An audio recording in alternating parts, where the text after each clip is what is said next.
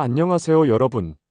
오늘은 대한민국 사법부가 겪고 있는 전례 없는 혼란과 논란에 대해 천천히 하나하나 짚어보며 이야기를 나눠보려 합니다. 대법원장 탄핵 논란, 판결의 신뢰성 문제, 그리고 사법개혁에 대한 국민의 요구까지. 법을 지키고 믿어야 할 우리가 오히려 법의 판단을 두고 의심을 품게 되는 상황. 이런 일이 왜 벌어지고 있는 걸까요? 지금부터 사진과 함께 차근차근 알아보겠습니다. 2025년 5월 대한민국 사법부는 커다란 시험대에 올랐습니다. 조희대 대법원장의 판결로 인해 대법원의 중립성과 정당성에 대한 국민적 의심이 커졌습니다.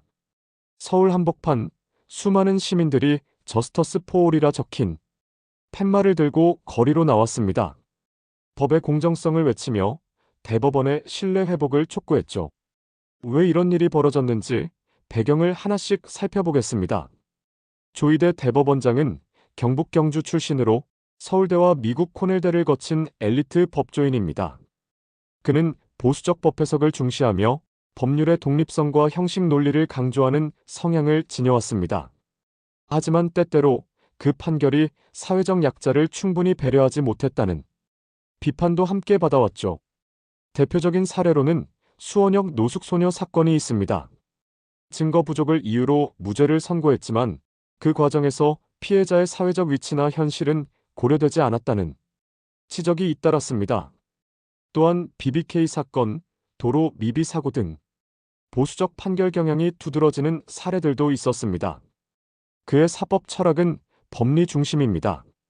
사회적 정의보다는 법의 조항과 해석을 우선시하는 접근이죠. 하지만 그럴수록 국민들과의 감정적 거리는 멀어질 수밖에 없습니다.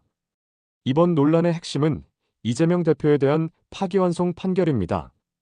판결일은 2025년 5월 1일, 그 전날 약 6만 페이지에 달하는 소송 기록을 검토하고 결과가 나왔다는 점에서 큰 의혹이 제기됐습니다.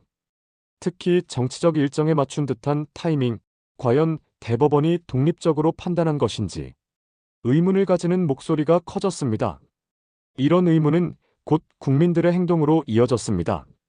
사법부 판단 과정의 투명성을 요구하는 로그 기록 공개 운동이 시작된 것이죠. 목표 서명 인원은 무려 100만 명. 6만 페이지를 단 이틀 만에 봤다는 게 가능한가? 그 질문에 대한 답을 국민들은 요구하고 있습니다. 조희대 대법원장은 직접적인 해명을 피하고 사법부 사무처를 통한 간접 메시지로 대응하고 있습니다. 절차는 적법했다는 입장을 반복하면서도 정작 국민들이 원하는 직접적인 설명은 없었죠. 이런 태도는 오히려 국민의 의혹을 더 키우고 있다는 전문가들의 지적도 이어지고 있습니다. 이번 논란은 단순히 한 사람의 문제가 아닙니다. 사법제도 전체에 대한 개선 요구로 확대되고 있습니다. 전원합의체 회의록 공개, 대법관 선임 절차의 투명화, 판결 기록의 의무화, 그리고 잘못된 판결에 대한 책임 체계까지 사법개혁이라는 이름 아래 많은 변화가 요구되고 있죠. 마지막으로 중요한 건 균형입니다. 사법부는 독립되어야 합니다. 그러나 국민의 신뢰를 얻기 위해선 그만큼 투명성과 소통도 함께 갖추어야 합니다. 이번 논란을 계기로 우리 사회는 믿을 수 있는 법을 위해 어떤 길을 가야 하는지를 깊이 고민하고 있습니다.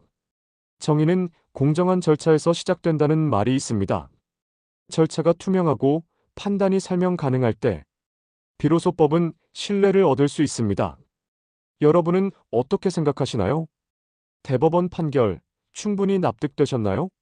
사법부의 독립성과 국민 신뢰, 과연 두 가지를 함께 지킬 수 있는 길은 무엇일까요? 댓글로 여러분의 생각을 들려주세요. 함께 이야기 나누며 더 나은 사회를 만들어가면 좋겠습니다.